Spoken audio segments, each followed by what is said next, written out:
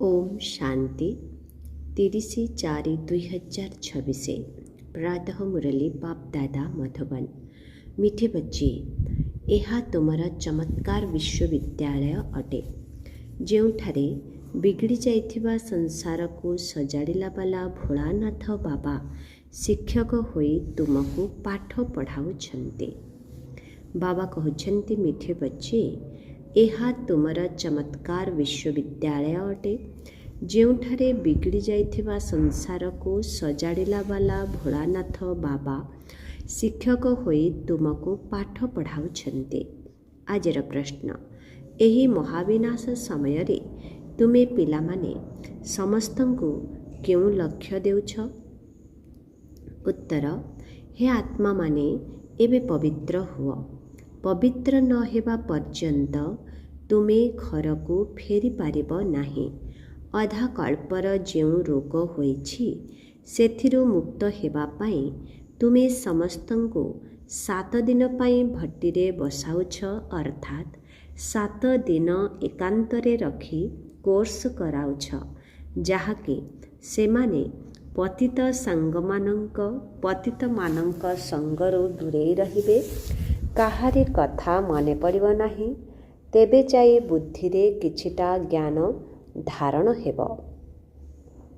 गीत तूने रात गवाई सोए के, दिवस गवाई खाए के। ओम शांति। पिलामानंकु ए कथा किए कहिले? जेहेतु तुमे माने स्कूल रे बसिछ, तेणु निश्चित शिक्षक ही कहिबे। तेबे प्रश्न उठुछि जे ए कथा शिक्षक कहिले ना पिता कहिले ना सतगुरु कहिले? ଏହି ବାଣୀ କିଏ କହିଲେ? ପିଲାମାନଙ୍କ ବୁଦ୍ଧିରେ ସର୍ବପ୍ରଥମେ ଆସିବା ଦରକାର ଯେ ଇଏ ଆମର ବେହଦର ପିତା ଅଟନ୍ତି, ଯାହାଙ୍କୁ ପରମ ପିତା ପରମାତ୍ମା କୁହାଯାଉଛି। ତେବେ ସେ କଥା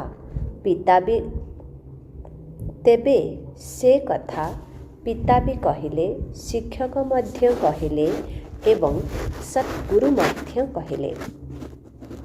ଏହି କଥା ତୁମମାନଙ୍କ ବୁଦ୍ଧିରେ ଅଛି, ଯେଉଁମାନେ କି ଏଠିକାର ବିଦ୍ୟାର୍ଥୀ ଅଟନ୍ତି।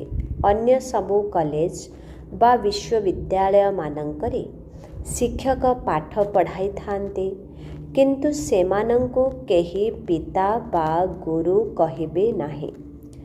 ଏହା ମଧ୍ୟ ଏକ ପାଠଶାଳା ଅଟେ। ତେବେ ଏହାକୁ ବିଶ୍ୱବିଦ୍ୟାଳୟ କୁହ ବା କଲେଜ କୁହ, ପାଠ ପଢ଼ା ତ ହେଉଛି ନା।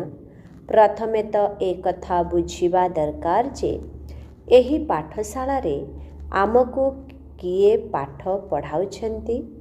ଏ କଥା ପିଲାମାନେ ଜାଣିଛନ୍ତି ଯେ ସେହି ନିରାକାର, ଯିଏକି ସର୍ବ ଆତ୍ମାଙ୍କର ପିତା, ସମସ୍ତଙ୍କର ସଦ୍ଗତି ଦାତା, ସିଏ ଆମକୁ ପାଠ ପଢ଼ାଉଛନ୍ତି। ସାରା ରଚନା ସେହି ଏକମାତ୍ର ରଚୟିତା ସ୍ରଷ୍ଟାଙ୍କର ସମ୍ପତ୍ତି ଅଟେ। ତେଣୁ ସିଏ ନିଜେ ଆସି ସୃଷ୍ଟିର ଆଦି ମଧ୍ୟ ଅନ୍ତର ରହସ୍ୟକୁ ବୁଝାଉଛନ୍ତି। ତୁମେ ପିଲାମାନେ ସେହି ପିତାଙ୍କ ପାଖରେ ଜନ୍ମ ନେଇଛ। ତୁମେମାନେ ବୁଦ୍ଧି ଦ୍ୱାରା ଜାଣୁଛ ଯେ ସେ ଆମ ସମସ୍ତ ଆତ୍ମାମାନଙ୍କର ପିତା ଅଟନ୍ତି, ଯାହାଙ୍କୁ ଜ୍ଞାନର ସାଗର ବା ଜ୍ଞାନର ଭଣ୍ଡାର କୁହାଯାଉଛି। ସିଏ ଜ୍ଞାନର ସାଗର, ପତିତ ପାବନ ଅଟନ୍ତି। ଜ୍ଞାନ ଦ୍ୱାରା ହିଁ ସମସ୍ତଙ୍କର ସଦ୍ଗତି ହୋଇଥାଏ। ମନୁଷ୍ୟମାନେ ପତିତରୁ ପାବନ ହୋଇଥାନ୍ତି। ଏବେ ତୁମେ ପିଲାମାନେ ଏଠାରେ ବାବାଙ୍କ ସମ୍ମୁଖରେ ବସିଛ। ଅନ୍ୟ କୌଣସି ସ୍କୁଲରେ କାହାର ବୁଦ୍ଧିରେ ଏ କଥା ନଥାଏ ଯେ ଆମକୁ ଜ୍ଞାନର ସାଗର, ନିରାକାର ପିତା ପାଠ ପଢ଼ାଉଛନ୍ତି। ଏ କଥା ଏହିଠାରେ ହିଁ ତୁମେମାନେ ଜାଣୁଛ। ତୁମମାନଙ୍କୁ ହିଁ ବୁଝାଉଛନ୍ତି। ବିଶେଷ କରି ଭାରତ ଏବଂ ସାରା ଦୁନିଆରେ ଏପରି କେହି ବି ଭାବିବେ ନାହିଁ ଯେ ଆମକୁ ନିରାକାର ପରମାତ୍ମା ପାଠ ପଢ଼ାଉଛନ୍ତି, କାରଣ ସେମାନଙ୍କୁ ମନୁଷ୍ୟ ହିଁ ପାଠ ପଢ଼ାଇଥାନ୍ତେ। ଆଉ ପୁଣି ତାଙ୍କ ଭିତରେ ଏଭଳି ଜ୍ଞାନ ମଧ୍ୟ ନାହିଁ ଯାହାଦ୍ୱାରା ସେମାନେ ନିଜକୁ ଆତ୍ମା ବୋଲି ଭାବିବେ। ଆତ୍ମା ହିଁ ପାଠ ପଢ଼ୁଛି, ଆତ୍ମା ହିଁ ସବୁକିଛି କରୁଛି। ଅମୁକ ଚାକିରି ମଧ୍ୟ ଏହି କର୍ମେନ୍ଦ୍ରିୟମାନଙ୍କ ଦ୍ୱାରା ଆତ୍ମା ହିଁ କରୁଛି। ସେମାନଙ୍କ ମନରେ ତ ଏକଥା ରହିଛି ଯେ ମୁଁ ଅମୁକ ଅଟେ। ତୁରନ୍ତ ନିଜର ନାମ ରୂପ ମନେ ପଡ଼ିଯାଇଥାଏ। ମୁଁ ଏହି କାମ କରୁଛି, ମୁଁ ଏହିଭଳି କରୁଛି। ସର୍ବଦା ଶରୀରର ନାମ ହିଁ ମନେ ପଡ଼ିଯାଉଛି, କିନ୍ତୁ ବାସ୍ତବରେ ତାହା ଭୁଲ ଅଟେ। ପ୍ରଥମେ ତ ଆମେ ଆତ୍ମା, ପରେ ଏହି ଶରୀର ଧାରଣ କରିଛେ। ଶରୀରର ନାମ ପରିବର୍ତ୍ତନ ହୋଇଚାଲିଥାଏ, ଆତ୍ମାର ନୁହେଁ। ଆତ୍ମା ତ ସେହି ଗୋଟିଏ। ବାବା କହୁଛନ୍ତି, ମୋ ଆତ୍ମାର ଗୋଟିଏ ହିଁ ନାମ ଶିବ। ଏ କଥା ସାରା ଦୁନିଆ ଜାଣିଛି। ବାକି ଅନ୍ୟ ସବୁ ନାମଗୁଡ଼ିକ ଶରୀର ଉପରେ ହିଁ ରଖାଯାଇଥାଏ। ଶିବ ବାବାଙ୍କୁ ତ କେବଳ ଶିବ ହିଁ କହିଥାନ୍ତି, ବାସ୍। ତାଙ୍କର କୌଣସି ଶରୀର ଦେଖାଯାଏ ନାହିଁ। ମନୁଷ୍ୟମାନଙ୍କ ଉପରେ ନାମ ରଖାଯାଇଥାଏ, ମୁଁ ଅମୁକ ଅଟେ। ମୋତେ ଅମୁକ ଶିକ୍ଷକ ପାଠ ପଢ଼ାଉଛନ୍ତି। ନାମ ତ କୁହାଯିବ ନା। ବାସ୍ତବରେ ଆତ୍ମା ଶରୀର ଦ୍ୱାରା ଟିଚରର କାମ କରିଥାଏ। ସେହି ଆତ୍ମାମାନଙ୍କୁ ବାସ୍ତବରେ ଆତ୍ମା ଶରୀର ଦ୍ୱାରା ଟିଚରର କାମ କରିଥାଏ। ସେମାନଙ୍କ ଆତ୍ମାମାନଙ୍କୁ ପାଠ ପଢ଼ାଇଥାଏ। ସଂସ୍କାର ଆତ୍ମାରେ ହିଁ ରହିଥାଏ। ଆତ୍ମା ଏହି କର୍ମେନ୍ଦ୍ରିୟ ଦ୍ୱାରା ପାଠ ପଢ଼ାଇଥାଏ, ନିଜର ସଂସ୍କାର ଅନୁସାରେ ଅଭିନୟ କରିଥାଏ। କିନ୍ତୁ ଶରୀରର ଯେଉଁ ନାମ ଦିଆଯାଇଥାଏ, ସେହି ନାମ ଅନୁସାରେ ସମସ୍ତ କର୍ମଧନ୍ଦା, ବ୍ୟବସାୟ ଆଦି ହୋଇଥାଏ। ଏଠାରେ ତୁମେ ପିଲାମାନେ ଜାଣିଛ, ଆମକୁ ନିରାକାର ବାବା ପାଠ ପଢ଼ାଉଛନ୍ତି। ତୁମମାନଙ୍କର ବୁଦ୍ଧି ଏବେ କେଉଁ ଆଡ଼କୁ ଚାଲିଗଲା? ମୁଁ ଆତ୍ମା ଏବେ ସେହି ବାବାଙ୍କର ହୋଇଯାଇଛି। ଆତ୍ମା ଜାଣୁଛି, ନିରାକାର ପିତା ଆସିକ୍ ଆମକୁ ଏହି ସାକାର ବ୍ରହ୍ମାଙ୍କ ଦ୍ୱାରା ପାଠ ପଢ଼ାଉଛନ୍ତି। ତାଙ୍କର ନାମ ହେଲା ଶିବ। ଶିବ ଜୟନ୍ତୀ ମଧ୍ୟ ପାଳନ କରୁଛନ୍ତି। ଶିବ ତ ହେଲେ ବେହଦର ପିତା। ତାଙ୍କୁ ହିଁ ପରମ ପିତା ପରମାତ୍ମା କୁହାଯାଏ। ସିଏ ସମସ୍ତ ଆତ୍ମାମାନଙ୍କର ପିତା ଅଟନ୍ତି। ତାଙ୍କର ଜୟନ୍ତୀ କିପରି ପାଳନ କରୁଛନ୍ତି? ଆତ୍ମା ଶରୀରରେ ପ୍ରବେଶ କରିଥାଏ ବା ଗର୍ଭକୁ ଆସିଥାଏ। ଆତ୍ମା ଉପରୁ ଆସିଥାଏ, କିନ୍ତୁ ଏକଥା ଆମକୁ ଜଣାପଡ଼େ ନାହିଁ। ଯୀଶୁଖ୍ରୀଷ୍ଟଙ୍କୁ ଧର୍ମସ୍ଥାପକ କୁହାଯାଉଛି, ତେଣୁ ତାଙ୍କର ଆତ୍ମା ପ୍ରଥମେ ଉପରୁ ଆସିବା ଉଚିତ। ଶତପ୍ରଧାନ ଆତ୍ମା ଉପରୁ ଆସିଥାଏ, କୌଣସି ବିକର୍ମ କରିନଥାଏ।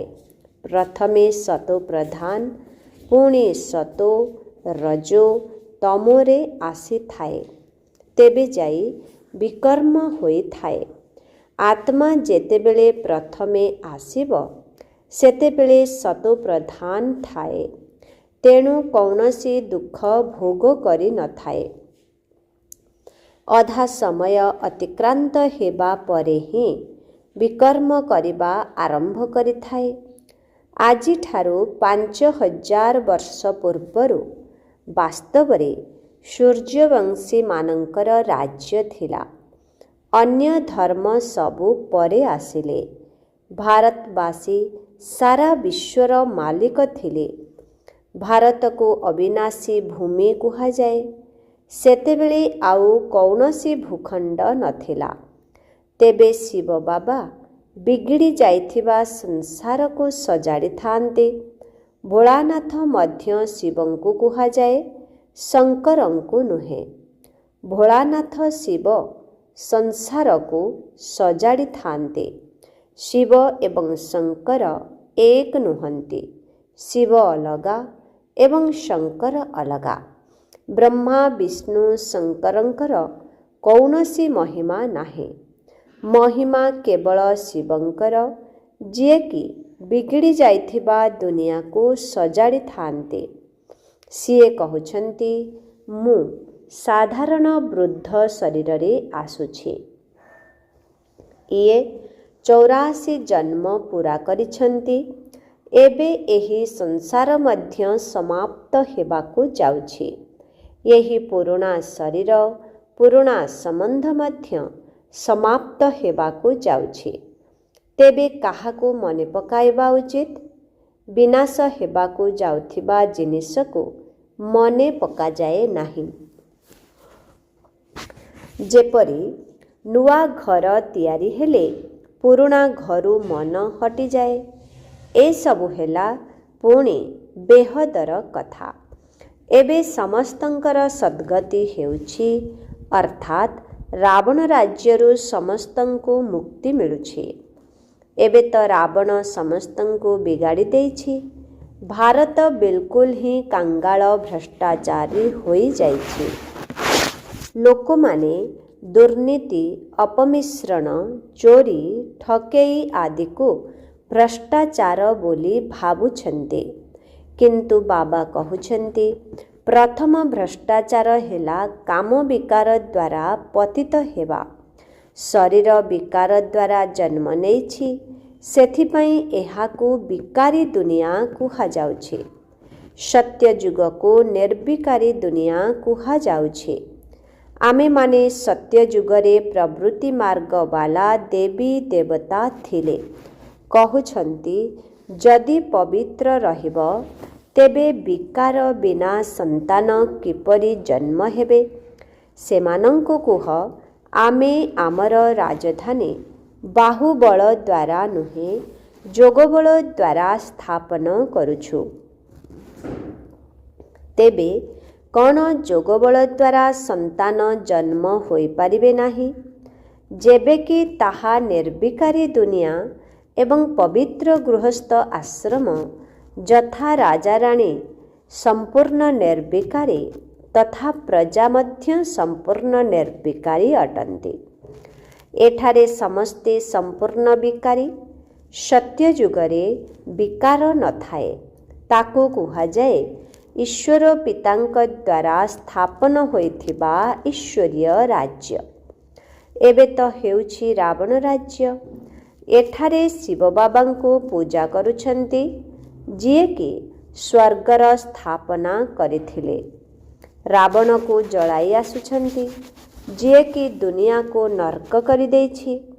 ଦ୍ୱାପର ଯୁଗ କେବେଠାରୁ ଆରମ୍ଭ ହେଲା ସେ କଥା ମଧ୍ୟ କାହାକୁ ଜଣା ନାହିଁ। ଏହା ମଧ୍ୟ ବୁଝିବାର କଥା। ଏହା ତ ତମୋପ୍ରଧାନ ଆସୁରୀ ଦୁନିଆ ଅଟେ। ଏହା ହେଲା ଈଶ୍ୱରୀୟ ଦୁନିଆ। ତାକୁ ସ୍ୱର୍ଗ, ଦୈବୀ ପାବନ ଦୁନିଆ କୁହାଯାଏ। ଏହା ହେଉଛି ନର୍କ, ପତିତ ଦୁନିଆ। ଏସବୁ କଥା ମଧ୍ୟ ସେହିମାନେ ବୁଝିପାରିବେ ଯେଉଁମାନେ ପ୍ରତିଦିନ ପାଠ ପଢ଼ିବେ। ଏମିତି ବହୁତ ଅଛନ୍ତି ଯେଉଁମାନେ କହନ୍ତି, ଅମୁକ ଜାଗାରେ କ'ଣ ବିଦ୍ୟାଳୟ ଅଛି? ଆରେ ହେଡ୍ ଅଫିସ ଅର୍ଥାତ୍ ମୁଖ୍ୟାଳୟ ତ ଅଛି ନା। ତୁମେ ଆସି ଏଠାରୁ ଡାଇରେକ୍ସନ ନେଇଯାଅ। କିଛି ବଡ଼ କଥା ତ ନୁହେଁ। ସୃଷ୍ଟି ଚକ୍ରର ଜ୍ଞାନକୁ ଗୋଟିଏ ସେକେଣ୍ଡରେ ବୁଝାଇ ଦିଆଯାଇଥାଏ। ସତ୍ୟ ତ୍ରେତା ଯୁଗ ଅତିବାହିତ ହେଲା ପରେ ପୁଣି ଦ୍ୱାପର କଳିଯୁଗ ଆସିଲା ଏବଂ ତାହା ମଧ୍ୟ ଏବେ ସମାପ୍ତ ହୋଇଗଲା। ଏହା ଏବେ ହେଲା ସଙ୍ଗମ ଯୁଗ। ଆଗାମୀ ନୂଆ ଦୁନିଆକୁ ଯିବା ପାଇଁ ପାଠ ପଢ଼ିବାକୁ ପଡ଼ିବ। ଏଠାରେ ପାଠ ପଢ଼ିବାର ଅଧିକାର ସମସ୍ତଙ୍କର ରହିଛି।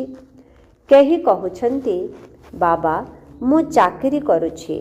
ଆଚ୍ଛା, ଗୋଟିଏ ସପ୍ତାହ ଜ୍ଞାନ ଆହରଣ କରି ପୁଣି ଚାଲିଯାଅ, ମୁରଲି ମିଳିଯିବ। କିନ୍ତୁ ପ୍ରଥମ 7 ଦିନ ଭଟିରେ ନିଶ୍ଚିତ ରହିବାକୁ ହେବ। ଯଦିଓ 7 ଦିନ ଆସିବେ, କିନ୍ତୁ ସମସ୍ତଙ୍କର ବୁଦ୍ଧି ଏକ ସମାନ ନୁହେଁ।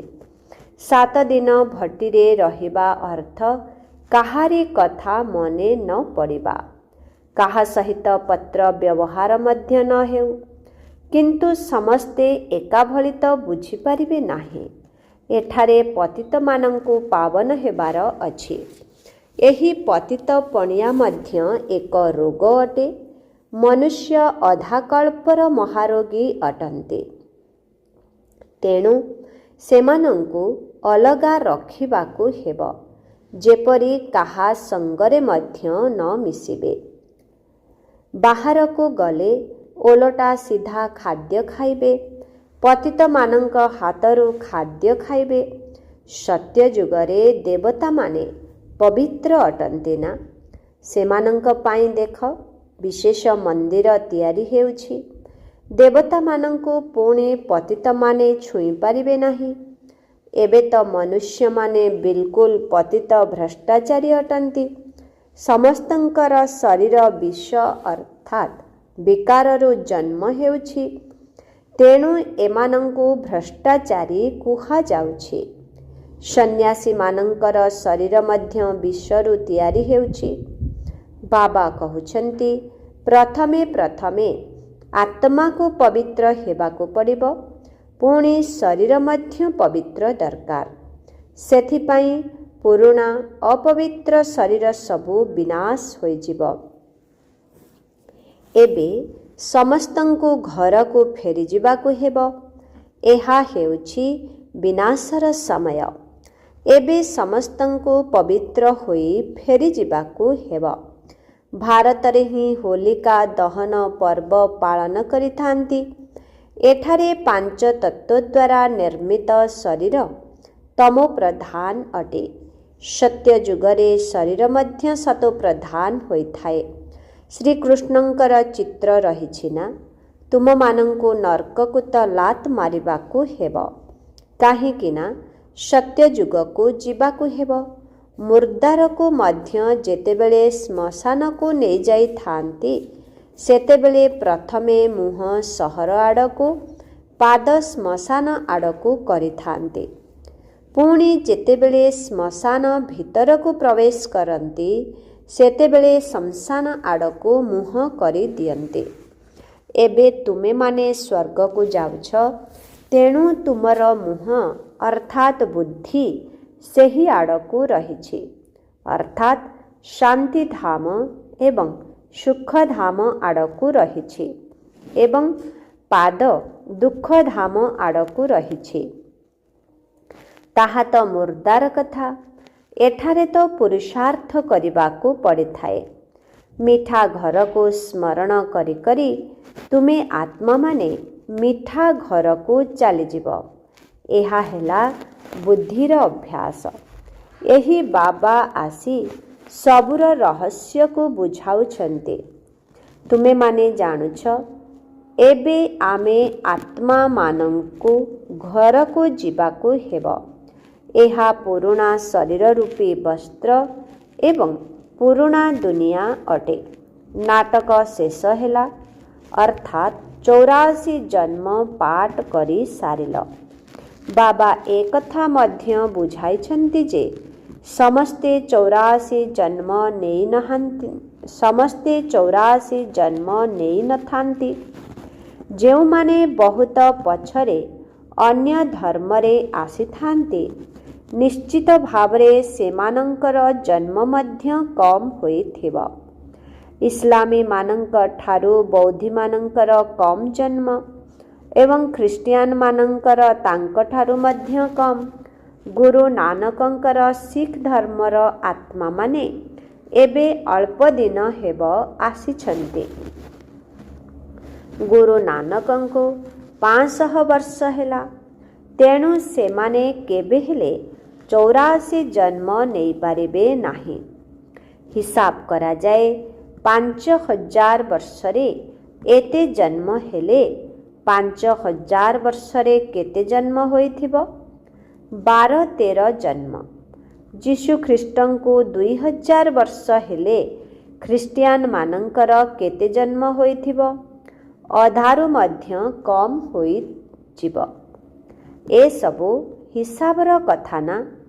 ଏଥିରେ କିଏ କେତେ ଜନ୍ମ କିଏ କେତେ ଜନ୍ମ ସଠିକ୍ ଭାବରେ କହିହେବ ନାହିଁ।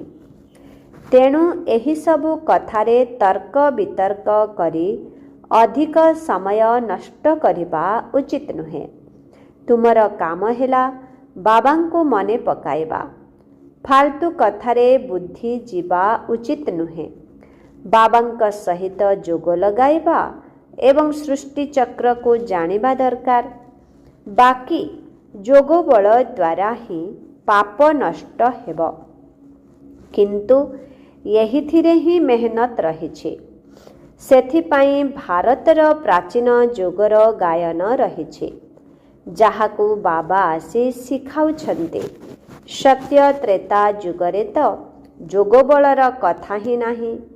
ପୁଣି ଭକ୍ତି ମାର୍ଗରେ ହଠ ଯୋଗ ଆରମ୍ଭ ହୋଇଥାଏ।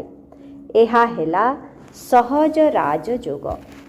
ବାବା କହୁଛନ୍ତି, ମୋତେ ମନେ ପକାଇଲେ ପବିତ୍ର ହେବ।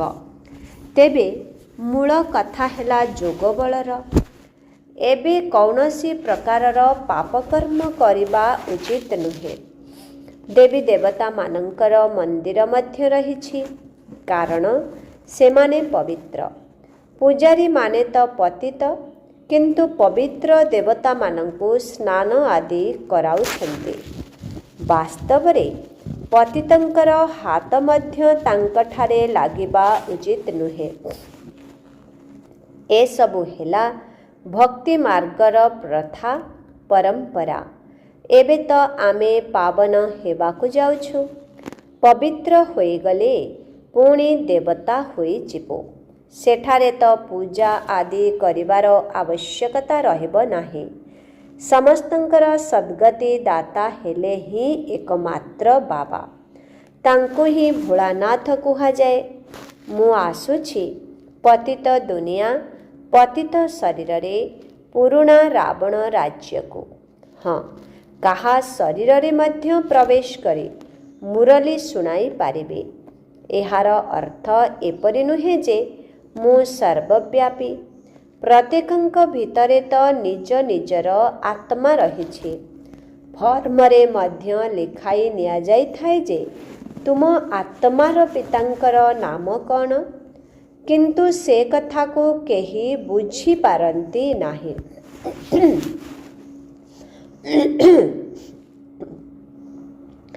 ଆତ୍ମାମାନଙ୍କର ପିତା ତ ଜଣେ ହିଁ ହୋଇଥିବେ। ଆମେ ସବୁ ଆତ୍ମା ଭାଇ ଭାଇ ଏବଂ ଆମ ସମସ୍ତ ଆତ୍ମାମାନଙ୍କର ପିତା ଜଣେ ଅଟନ୍ତି। ତାଙ୍କଠାରୁ ହିଁ ଜୀବନ ମୁକ୍ତିର ବର୍ଷା ମିଳିଥାଏ।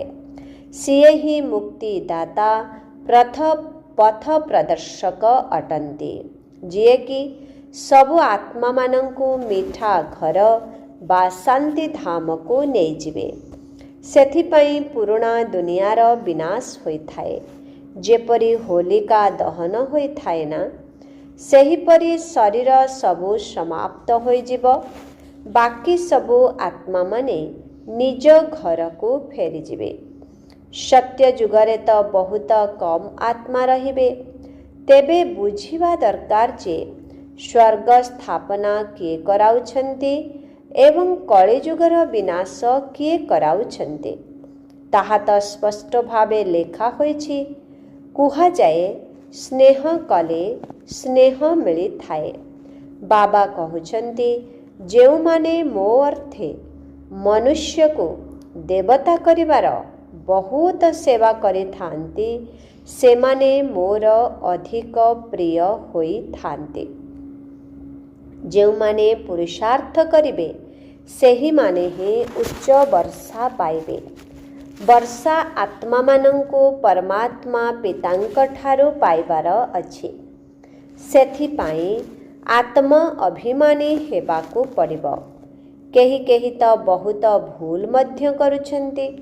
ପୁରୁଣା ଅଭ୍ୟାସ ସବୁ ମଜବୁତ ହୋଇଯାଇଛି।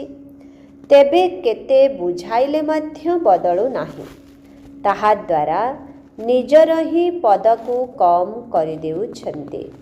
ଆଚ୍ଛା, ମିଠେ ମିଠେ ଶିଖିଲାଧେ ସନ୍ତାନମାନଙ୍କ ପ୍ରତି ମାତ୍ ପିତା ବାପ୍ ଦାଦାଙ୍କର ମଧୁର ସ୍ନେହ ସମ୍ପନ୍ନ ଶୁଭେଚ୍ଛା ଏବଂ ସୁପ୍ରଭାତ। ଆତ୍ମିକ ପିତାଙ୍କର ଆତ୍ମିକ ସନ୍ତାନମାନଙ୍କୁ ନମସ୍ତେ।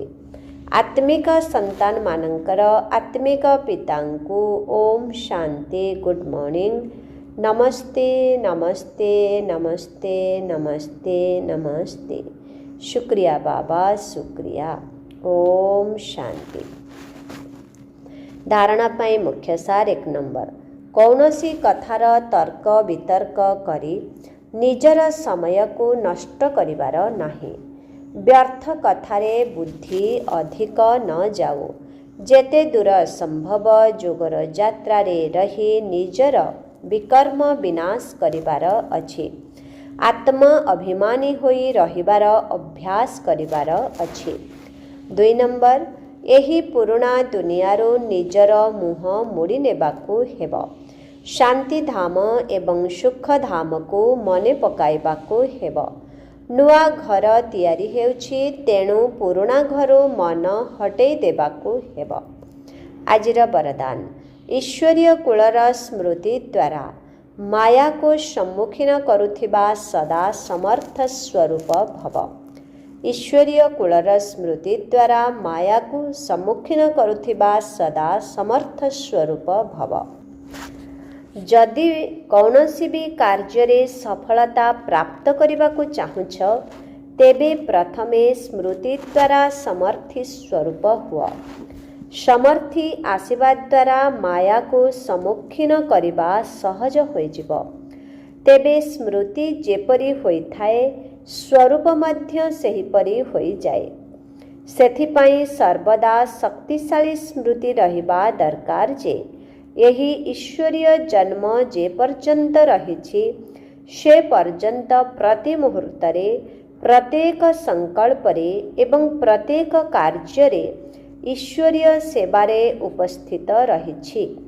एहा मोर ईश्वरीय कुल अटे। यही भली स्मृति रूपी आसन समस्त दुर्बलता को समाप्त करि देव। स्लोगन, सत्य समय अनुसारे आपे आपे प्रमाणित होइथाए, ताको प्रमाणित करिवार आवश्यकता नाही। ओम शांति। आजिर अव्यक्त इशारा, महान हेबा पाई मधुरता एवं नम्रतार गुण को धारण कर। अधिकांश पिलांक पाखको सेवारे बाधा सृष्टि करिबा पाई एही विघ्न आसी थाए। मु एहा करिछि, मु ही एहा करि पारिबि। एभली मु पणिया आसीबाकू ही कुहा जाए ज्ञानर अभिमान, बुद्धिर अभिमान, सेवार अभिमान। एही सबु रूपरे ही विघ्न आसी थाए। तेणु एही प्रकारर विघ्न गुड़िको समाप्त करिबा पाई सर्वदा गोटिए शब्द मने रख जे मु निमित्त अटे। निमित्त भाविबा द्वारा ही निराकारी, निरहंकारी, नम्रचित एवं निसंकल्प अवस्थारे रही पारिब। यही भली धारणा गुड़िक ही वातावरण को निर्विघ्न करि देई थाए। ओम शांति।